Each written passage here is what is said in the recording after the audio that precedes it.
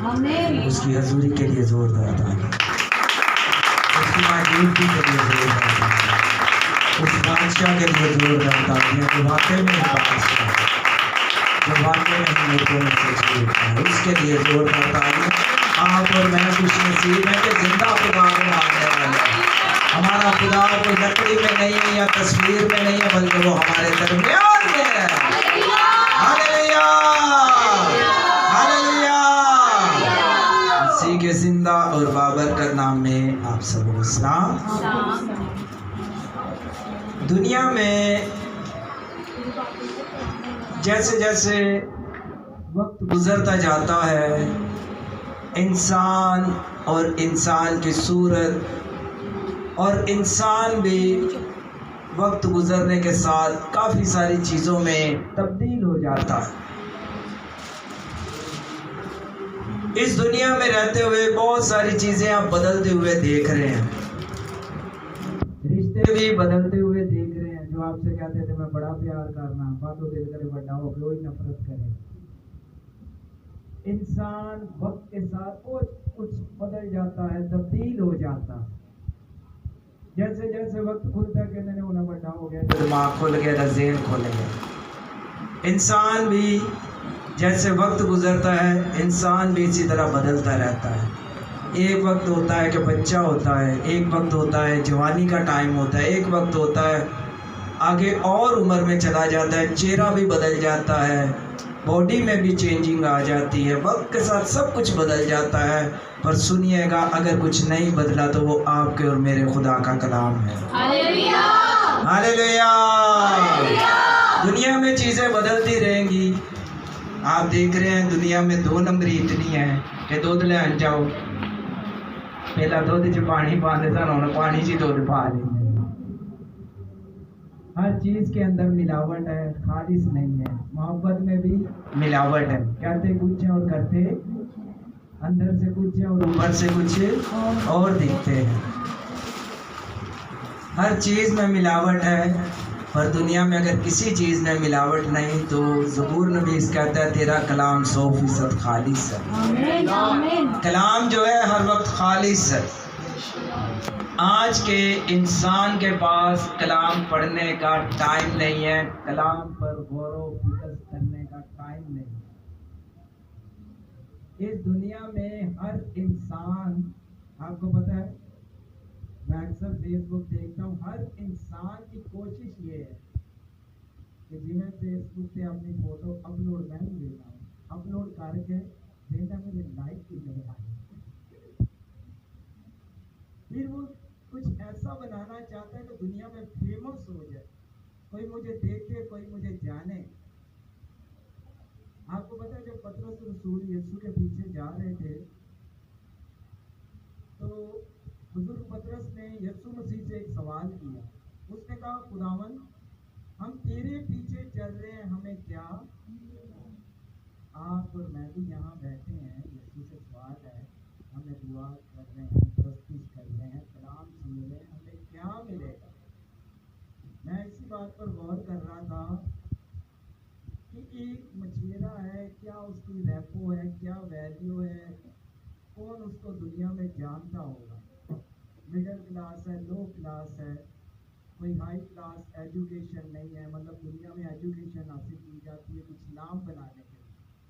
बुजुर्ग पतरस के पास तो कोई नाम बनाने के लिए कुछ है भी नहीं। अगर आप दुनिया में नाम कमाना चाहते हो, बुजुर्ग पतरस ने अपना रास्ता, उस जाल को छोड़ा, उस काम को छोड़ा और वो यीशु के पीछे आ गए। और आपको पता है आज जहाँ भी प्रीच किया जाता है, बताया जाता है कि बुजुर्ग पतरस एक मछेरा था। अगर वो यीशु को ना कबूल करता, आज फेमस होने के लिए हम बहुत कुछ करते हैं, पर फेमस फिर भी होते हैं किसी के 10 लाइक नहीं, किसी के 15 लाइक नहीं, तो दूसरे की फोटो वेलना ये देखिए हम मेरे लाइक आंदे सुनिएगा, हम ना लाइकों को उसने लाइक कर दिया। हम तो इस लाइक है ही नहीं है कि कोई हमें लाइक करे। बुजुर्ग पतरस तो इस लाइक है ही नहीं था। वो तो एक मिडिल क्लास फैमिली के साथ ताल्लुक है और उसकी जॉब भी अच्छी नहीं है। हम अपने आप अपने किरदार को देखते हैं कि हम तो अच्छे है ही नहीं है। हम अपनी जिंदगी को बड़ा महदूद सा सोचते हैं। पर आप और मैं जिसके पीछे चल रहे हैं, आप यकीन करें उसके पीछे चले, आपको दुनिया जानना शुरू कर देगी कि ये वाकई खुदा का बेटा है और ये खुदा की बेटी है। मैं देखता हूँ फेसबुक पे अक्सर वो इंडियन, मतलब इतनी इतनी वो बेटी है, वो कलाम प्रीच कर रही हो, तो अच्छा लगता है, मैं लाइक करता हूँ उनको। तो जब मैं एरिया की देखता हूँ, वो पीछे से कोई गाना है पीछे चल रहे हैं, नाल उन्हें ट्यून लगाई होगी, नाल गीत नहीं चल रहे, आप पीछे वो कोई म्यूजिक चल रहा है, सैड सॉन्ग चल रहा है, आप भी सैड थे दूजे भी किसी लगे ने सैड थे, क्योंकि वो सामने आ नहीं सकते। काश के मैं अपनी मिसेज को कह रहा था कि हमारी मसीह बेटियां बेटे बाइबल खोल कर प्रीच करें। हमारे लोग, आप यकीन करो, वो टीचर नहीं है। हम लोग समझते हैं सियामी या थके या टूटे या, हम लोग टीचर नहीं है। आप और मैं खुदा के बेटे बेटियां हैं और हम लोग टीचर लोग। Hallelujah, hallelujah. आप और मैं खुदा के बड़े खास लोग हैं। आपको नहीं पता कि आपके 4 अल्फाज किसी की जिंदगी बदल देंगे। अगर हम फेसबुक पे अपना किरदार दिखाते रहेंगे तो उन्होंने बेचारे ने बदलना की, उन्होंने लाइक ही कर छड़ना, चल ठीक। कुछ ना कुछ दिखाते हैं। हर इंसान चाहता है कि मुझे देखे, मुझे लोग जाने, मेरी कोई पहचान हो, मेरा कोई दुनिया में नाम हो, चाहे किसी भी तरीके किसी भी जरिए। बुजुर्ग पतरस को कोई नहीं जानता था, आज पूरी दुनिया में उसका पता है कि ये बुजुर्ग पतरस है। कोई जानता था रसूलों को, मत्ती रसूल को कोई जानता था, तोमा को कोई जानता था? नहीं जानते। अगर आप दुनिया में पहचान बनाना चाहते हैं तो आप मसीह को प्रीच करना शुरू कर दें। व्हाट्सएप पे करें, फेसबुक पे करें, हम फोन को किस तरह यूज करते हैं ये आपके ऊपर डिपेंड करता है। खुदा हमसे कोई जबरदस्ती नहीं करता कि ये काम तू कर। खुदा हमसे मोहब्बत करता है और हमने खुदा का काम जो है मोहब्बत से करना है। हालेलुया। कितने लोग आज चाहते हैं कि मेरे वसीला से कोई जिंदगी बच जाए। हमारी चाहत ये होनी चाहिए कि हमारे बोलने के वसीला से कोई जिंदगी बच जाए। हमने बोलना क्या है? मैं कल भी देख रहा था फेसबुक पे गाने चल रहे हैं, इन्हें की बदलना बेचारे आप बदली होना ले, वो तो पहले खुद बदली होगा तो फिर ही किसी को बदली करेगा ना। आप किसी को प्रीच करें, मैंने देखा वो बाइबल रख के छोटी छोटी आयतें बोलते रहते हैं फेसबुक पे या कुछ ना कुछ प्रीच करते रहते हैं।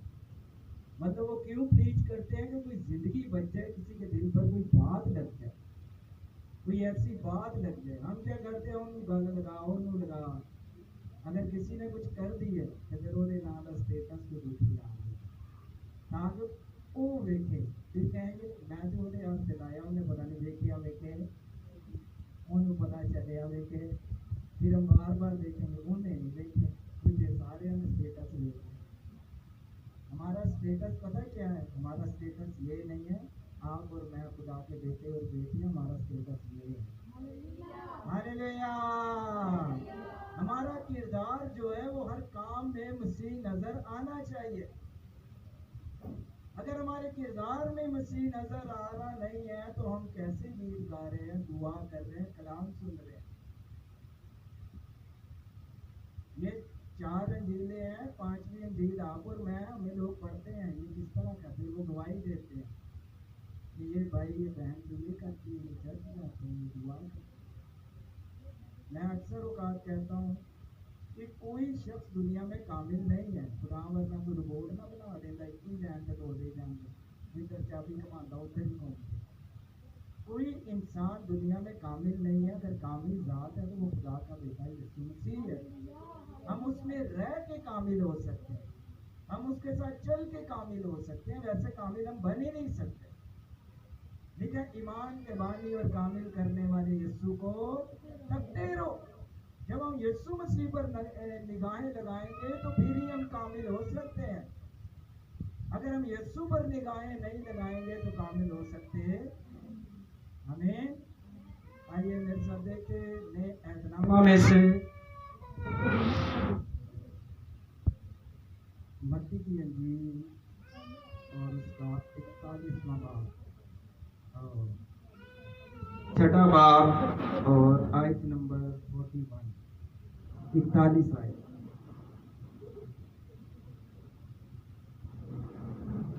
मत्ती 6 बाब और उसके 41 आयत। जी बहन मुशीदा।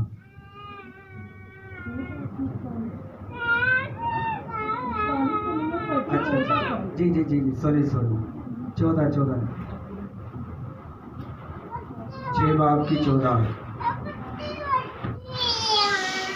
इसलिए कि अगर तुम आदमियों के कसूर माफ करोगे तो तुम्हारा आसमानी बाप भी तुमको माफ करेगा। आमीन। खुदावंद इस कलाम से हम सबको बरकत। आमीन।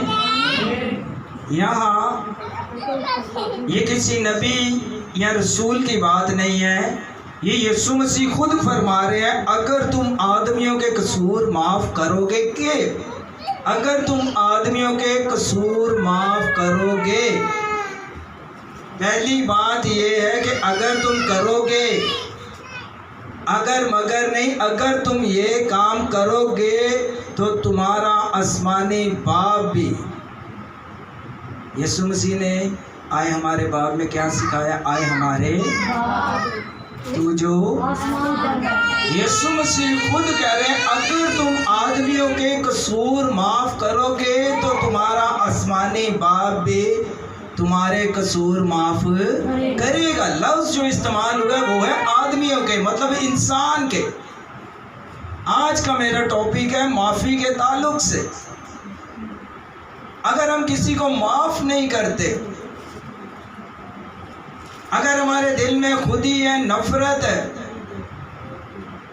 किसी को हम माफ करते ही नहीं हैं, हम दुआ भी करते जा रहे हैं, कलाम भी पढ़ते जा रहे हैं और दिल में किसी के लिए नफरत भी रखे हुए हैं, फिर हमारी दुआ सुनी नहीं जाएगी।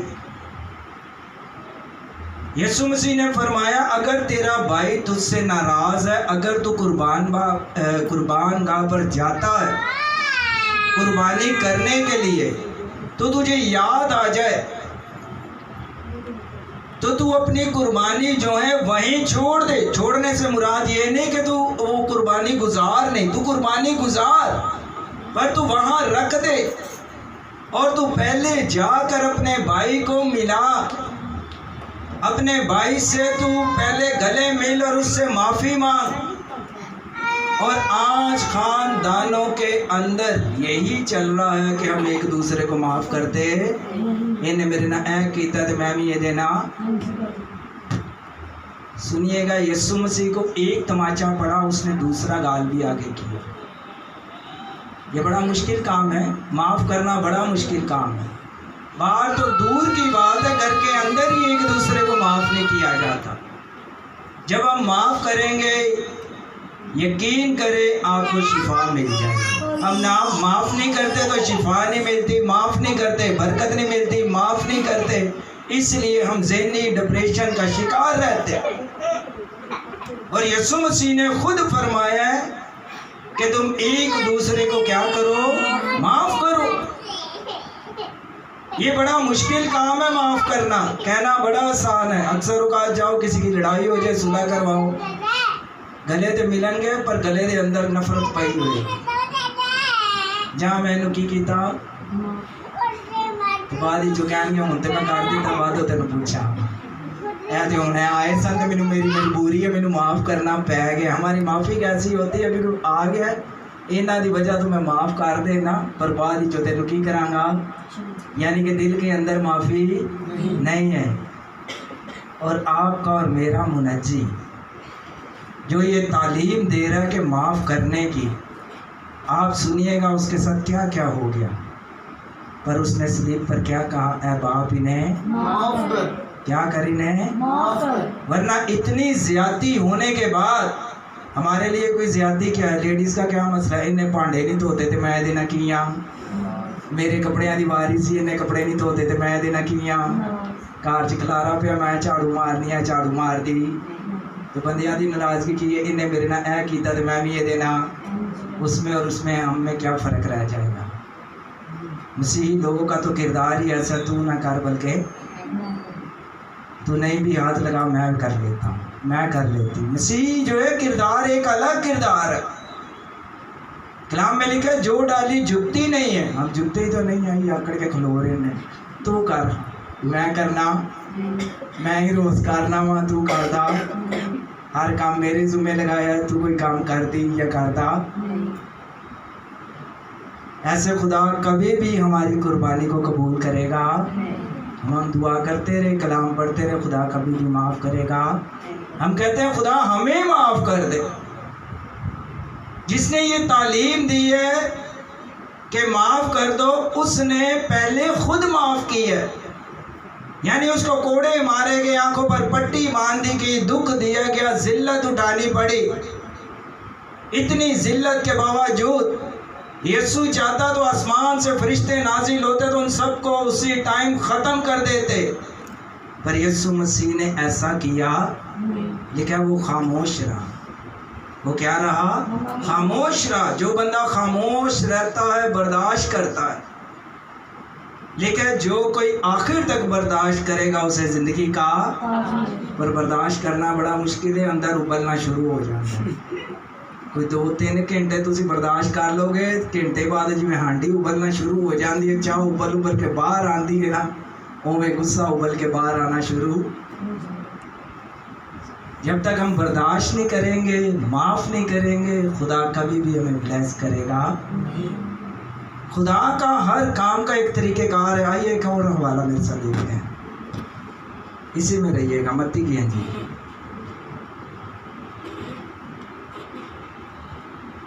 बाजी ऐसा करिएगा, 18वीं आयत निकाल दी, 17वीं आयत और उसकी छठे बाब की नहीं छठे बाब की नहीं, 18वें मत्ती की इंजील 18वां बाब और उसकी 31वीं आयत। 20वीं से पढ़ दीजिएगा, ओ सॉरी 20वीं।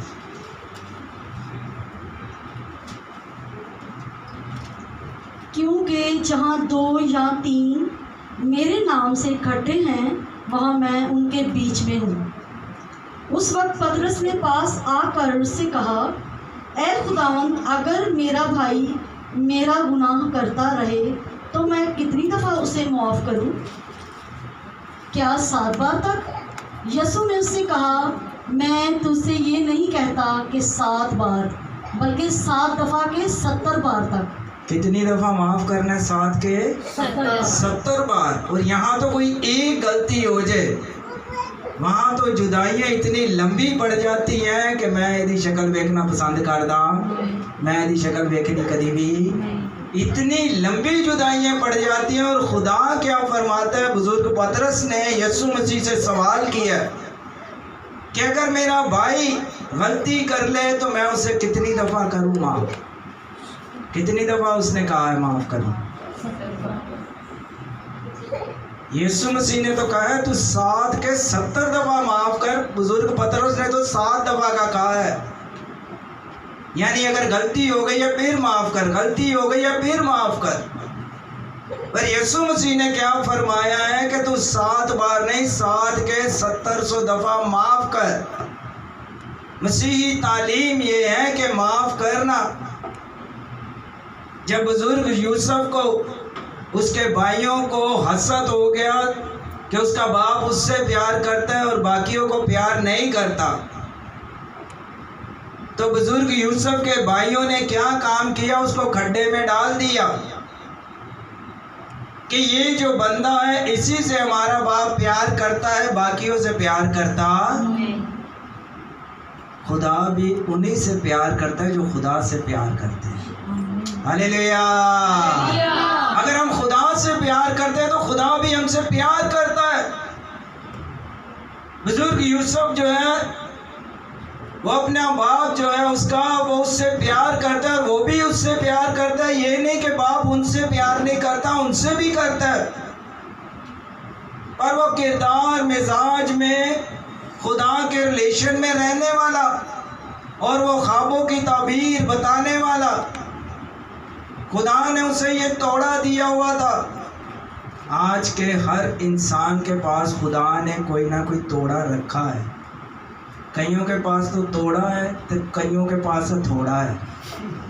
वो तोड़ा नहीं है, वो थोड़े ना दिल करे तोड़ तोड़ चीज़ा रखी जा रही हैं। खुदा ने हर इंसान को कोई ना कोई तोड़ा दिया है। अब जैसे शान गा सकता है, जो मैं गाया तो फिर उसका कहना नहीं। हर किसी के पास अलग अलग तोड़ा है। कोई गाता है, कोई बजाता है, कोई दुआ करता है, कोई रोज़े रखता है, कोई खुदा के साथ किस तरह रिलेशन में रहता है। बुजुर्ग यूसुफ जो है, उसके भाई उससे हसद करते, उन्होंने किया क्या कि अपने भाई को बेच डाला। आज का ईमानदार रास्तबाज शख्स जो है और गुनाहगार शख्स जो है उसकी ताक में लगे रहते हैं किस वक्त इसको गिराए। कलाम में लिखा है अबलीस को मौका, यानी कि इसका मतलब है कि वो मौके ढूंढता रहता है।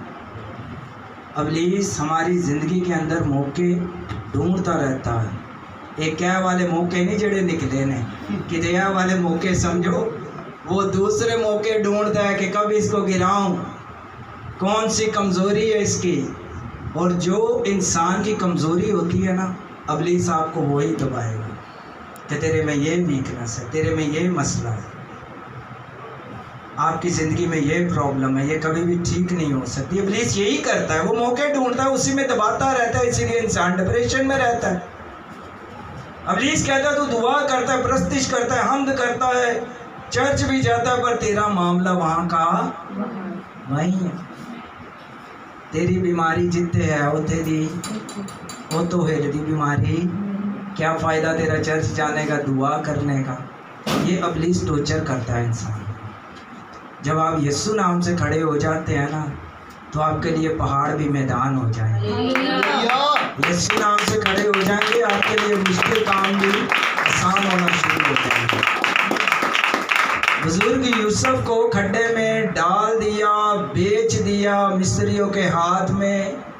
अब वो भाई जो हैं वो खून लेकर चले गए बाप के पास कि एक जानवर आया, वो बछड़ा था, कोई उन्होंने ज़बह करके उसका खून लेकर बाप के पास ले गए कि अब तेरा बेटा इस दुनिया में नहीं है, वो तो चला गया है।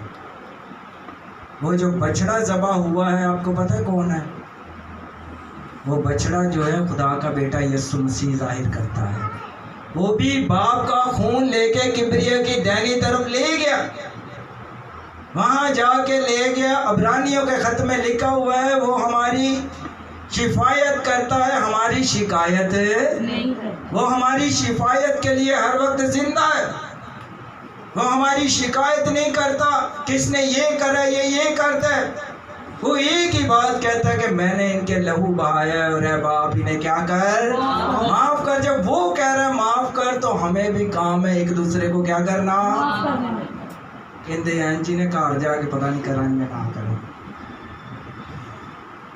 अगर आप माफ़ नहीं ना किसी को करते, तो मैं आपको एक सच्चाई की बात बताऊं, खुदा भी तुम्हारा माफ़ नहीं करेगा। हम कहते हैं ना खुदा मैनू माफ़ कर दे, वो कहेगा तेनू तो मैं कर दिता, तो ओनू क्यों नहीं माफ़ करदा। एक बंदे का कर्ज था इतना ज़्यादा, एक बंदे का 50,000 था और एक बंदे का 5,000 था। अब जिस बंदे का 50,000 था उसने करा क्या? जिसका 50,000 था और जो बंदे ने देना था वो गरीब था, वो नहीं अदा कर सका। उसने बड़ी मेहनत करा के समाजत की कि मैं लोन भी चुकिया पर तेरे पैसे मैं भर सकता, क्योंकि बिलों का मसला है, कार का मसला है, महंगाई इन्नी, आटा तेल चीनियाँ ही नहीं पूरी होंगी, मैं तेन कितों 50,000 का। अब हुआ ये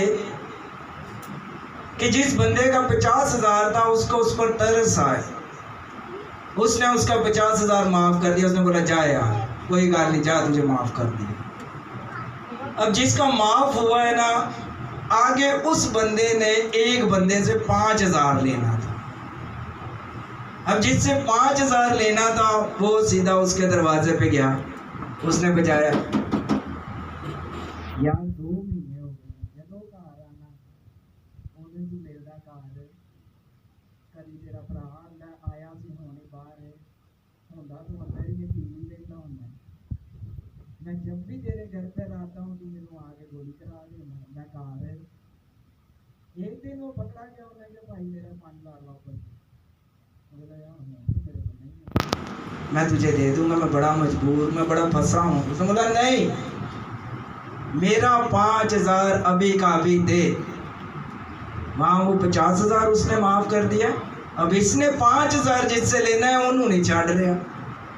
इसने करा क्या, उसका गला पकड़ लिया, उन्होंने ले आया गली च घसीट के, इधर आना चोर थे। वहाँ रश लग गया, ये वो करते कराते वो 50,000 वाला भी आ गया। उसने बोला है वो तेनू तो मैं 50,000 छड़िया सी, तू 5,000 नहीं छड़ रहा। उन्हें क्या हम मेरा 50 कट, तू 5 लेना या नहीं लेना, मेरा 50 है, क्योंकि तूने माफ नहीं किया तो मैं तेन कि मैं माफ करा। इंसान यही करता है।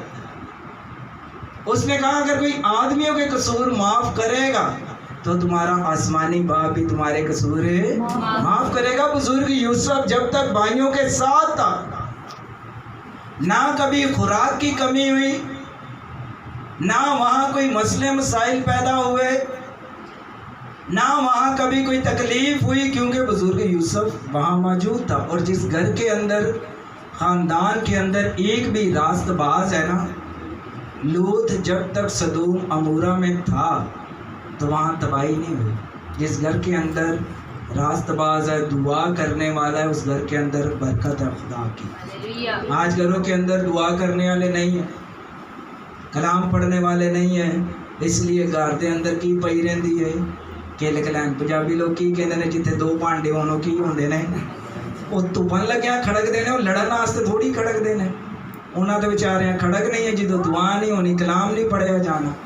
जिस घर में दुआ नहीं, इबादत नहीं, वहाँ तो समझ ले कि केले कलैन जो बदरुआ का अड्डा है, क्योंकि खुदा को मौका देते नहीं है। बुजुर्ग यूसुफ जब तक घर के अंदर था, सुकून था, इत्मीनान था। अब जब घर से बाहर निकल गया, बेच दिया गया, उसके बाद जब वो मिस्रियों के पास गया है तो वहाँ काल पड़ गया। वहाँ क्या पड़ गया? अपने साथ वाले को बोले उठे काल पै गया।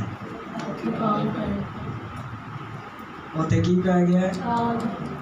जब यूसुफ था वहाँ काल पड़ा नहीं था। जब आप ईमानदार हो, रास्तबाज हो, लिखा अपनी फिक्र उस पर डाल दो, क्योंकि तुम्हारी फिक्र उसे, तुम्हारी फिक्र करने वाला जिसकी इबादत करते हो वो आपके लिए सब कुछ प्रोवाइड करेगा। कोई आपको प्रोवाइड करे ना करे, लश्करों का खुदा आपको करेगा।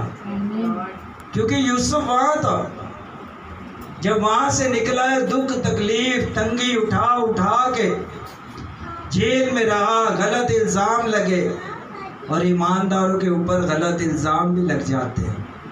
कीता नहीं भी और ना फिर भी आंदे ने तो की तुम्हें ईमानदारों पे इल्ज़ाम लगते हैं। यीशु मसीह को नहीं छोड़ा, लिखा है हर एक के साथ ऐसा हुआ है, मैं तो फिर भी आप और मैं तो सूखी, और लिखा तुम्हारे साथ क्या कुछ ना होगा। हम दुनिया में रहते हुए हमारे साथ भी बहुत कुछ हो सकता है। यूसुफ जब वहाँ था तो वहाँ भूख प्यास तकलीफ़ उठाई, फिर उसके भाइयों को पता चला कि वहाँ अनाज है। जो ईमानदार है, रास्तबाज है, वो अनाज के मालिक हैं। आपको पता है अब कितने सूरमा हैं। आप दुआ करें तो इस मुल्क की फसल बढ़ जाएगी। आप दुआ करें तो यहाँ बारिश होना शुरू हो जाए। हम समझ रहे हैं हम आम से लोग हैं, बड़े बस नंगी जा रहे हैं, ना ना ना, हम बड़े ख़ास लोग हैं, खुदा के चुने हुए लोग हैं। जब यूसुफ वहाँ था तो वहाँ काल था। काल के बाद हुआ क्या है, जब उसके भाई भूखे मरने लग गए तो उनको पता चला कि वहाँ एक शख्स है। तो अपने भाई के पास जब पहुँचे तो उसके भाइयों ने यूसुफ को नहीं पहचाना कि ये हमारा भाई है, लेकिन बुजुर्ग यूसुफ ने पहचान लिया कि ये मेरे भाई हैं। लिखा है यूसुफ जार जार रोने लगा, वो एक साइड पर जाकर रोने लगा। हालांकि इतनी ज्यादती होने के बावजूद आज किसी ना कुछ हो जाए तो भाई रिश्तेदार ही खत्म कर देंगे ने कि हुण इन्हां नूं बुलाना, इन्हां दे ब्याह ते जाना, इन्हां नाल लैन देन की कर दो, इन्हां नूं हुण बुलाना कमाना, साढ़े बच्चे आंदे नहीं तो इन्हां दे भी बच्चे इत्थे आंदे। हम क्या करते हैं, इसी के अंदर जिंदगी गुजारते जा रहे हैं। हम समझे ही नहीं खुदा का प्लान मंसूबा क्या है। मसीह से ज़्यादा हम पर ज्यादती हुई है क्या? बुजुर्ग यूसुफ से ज़्यादा हम पर ज्यादती हुई है। उसके सके भाइयों ने उसको बेच डाला और जब अनाज खत्म हुआ तो अनाज का जो मालिक बन गया वो यूसुफ था। वो मिस्र के अंदर उसके पास सब कुछ था। अब जब उसके भाई गए और वो उनको देखकर रोने लगा, तो जब उसके पास मुलाजिम आए बुजुर्ग यूसुफ, उसने कहा बादशाह तू रो रहा है, तू क्यों रो रहा है? ऐसी कौन सी बात है कि तू रो रहा है? यहाँ कह रहा है आज ये जितने आए हैं ना इन सब के लिए एक मेज लगा। इनके लिए मेज लगाऊं? ये तो अनाज लेने आए। नहीं, इनके लिए मेज लगा। उसने मेज लगवाया उनके लिए। हमारे लिए भी एक मेज लगा है, पता है कौन सा? पाक मेज लगा है। वो तो सिर्फ बुजुर्ग यूसुफ के लिए था, वो तो सिर्फ 12 लोगों के लिए था। यीशु मसीह ने कफारा देकर सारी दुनिया को पाक मेज में शामिल कर दिया। Hallelujah, hallelujah. अब हुआ ये है कि जब यूसुफ वहाँ बैठा तो उसने खुद ही बताया कि मैं तुम्हारा भाई हूँ, जिसको तुम लोगों ने खड्डे में डाल दिया। और दुनिया आपको पता है, हर इंसान दूसरे इंसान को नीचा दिखाना चाहता है, अपनी वैल्यू के लिए दूसरी की वैल्यू को डाउन करता है, अपनी पहचान के लिए दूसरी की पहचान को ख़त्म करता है। ये दुनिया में चल रहा है। पर उसके भाई ने क्या किया? वो जार जार रोने लगा, उनके लिए मेज लगवाया और उनके साथ बैठकर खाना खाया और बैठ के खाना खाया। और उसने कहा मैं तुम्हारा वही भाई हूँ जिसको तुमने नीचे गिराया था और खुदा ने मुझे नीचे से आज ऊपर उठा के बादशाह बना दिया। हालेलुया। दुनिया आपको नीचे गिराएगी, यीशु आपको ऊपर उठाएगा। दुनिया आपको डाउन करेगी, यीशु आपको फिर ऊपर ले जाएगा। यूसुफ को भी नीचे ले गए थे, पर उसको ये नहीं पता था कि नीचे जाकर ये ऊपर आके भाई से बरकत हो जाएगा। और जब यूसुफ ने अपने भाइयों को देखा, उसने कहा मैं वही भाई हूँ जिसको तुम लोगों ने बेच दिया था। और यीशु मसीह को भी यहूदा इस्करियोती ने बेच दिया चंद पैसों के लिए। ਉਹਦੇ ਭਰਾਵਾਂ ने भी बेच के की ਕੀਤਾ होना। जे दौर च होंदे ते उन्हां ते पिज़्ज़ा ही खाने सन। हाँ, पिज़्ज़ा खाने सन, नगेट्स खाने सन, और कुछ नहीं थे कितने कोई KFC जाके अच्छे खाने खाने सन। यही करना था। हो रहे थे करके कर दे कि लोग अपनी यश के लिए, अपनी मतलब अच्छी खुराक के लिए करते हैं, बेचते हैं कि ये चलो यह काम करिए तो यह हो जाए, क्या खाया होगा। लेकिन उसके भाई की हिम्मत देखिए, लिखा है कि उसने सबको गले लगाए और सबको क्या किया? क्या किया? हमने भी क्या करना है? लिखा है एक दूसरे को क्या करो। यूसुफ ने क्या किया? यीशु मसीह ने सलीब पर क्या किया? यीशु मसीह ने क्या सिखाया कि एक दूसरे को क्या करो? ना करो। क्या लिखा है? ना करो, करो। ये काम तुम, ये मैं नहीं कह रहा, खुदा का कलाम कह रहा है कि ये काम तुम करो। आज अगर आप किसी से नाराज़ हैं, आप किसी के लिए दिल के अंदर नफरत रख कर बैठे हैं, देखिए अपने दुश्मनों के लिए क्या चाहो, अपने सताने वालों के लिए क्या करो। बड़ा मुश्किल काम है। जो सता रहे हैं उन्होंने लानत दे, खुदा इन्होंने गलत कर दे, इन्होंने मार दे। खुदा ने हमें लानत के लिए नहीं, बरकत के लिए चुना है। आप और मैं जिसकी बंदगी करते हैं वो हमें भाई से बरकत बनाते हैं। Hallelujah, hallelujah. खुदावंद इसके नाम से हम सबको बरकत दे। आइए अपने सर को झुकाते हैं और खुदावंद की शुक्रगुजारी करते हैं।